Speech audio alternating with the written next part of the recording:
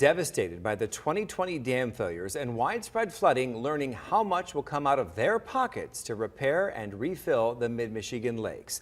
Thanks for watching the news at 6. I'm David Custer. And I'm Meg McLeod. TV5's Raven Blue takes us to a special assessment hearing where many residents were furious about having to pay for someone else's failure.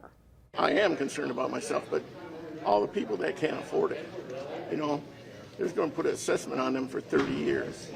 That's a long time for something that they don't own. The Four Lakes Task Force held a public hearing Wednesday ahead of winter taxes, where the first of many lake assessment fees will appear. Residents showed up not too happy about how their portion of the assessment was calculated. Property owners in the lakeside community will foot a chunk of the bill to repair and refill the lakes damaged and drained in May 2020. I think some folks that are coming here today want to make sure that the methodology that's applied to their property is correct. But for Larry Grill, whose home was damaged in the floods, is against having to pay any portion of the repairs. I was flooded at 28 inches of water at my house. Lost everything in my pole barn, my garage and stuff, but nobody's come along and say, hey, we're going to help you with that. But we're coming along and say, you're going to fill the lake. He feels the state should be responsible for the entire sum needed to repair the damage caused by the dam failures. I don't own the lake. I wasn't in charge of the lake. The state was in charge of the lake. The people that were in charge, I think, is the people that should go ahead and pay for it.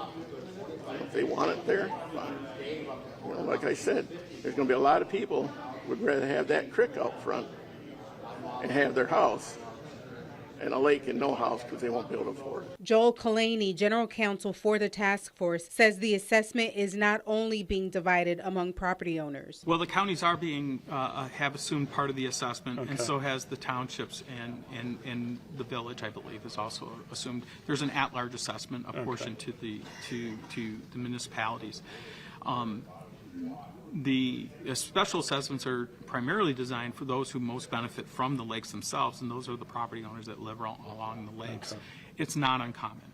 Property owners had the ability to protest their assessment and ask for an engineer to visit their land to see what factors apply to them to get an accurate assessment. Raven Blue, WNEM TV5. That meeting is still going on. Once done, the Midland and Gladwin County boards will consider approving the costs associated with the special assessment district by mid-July.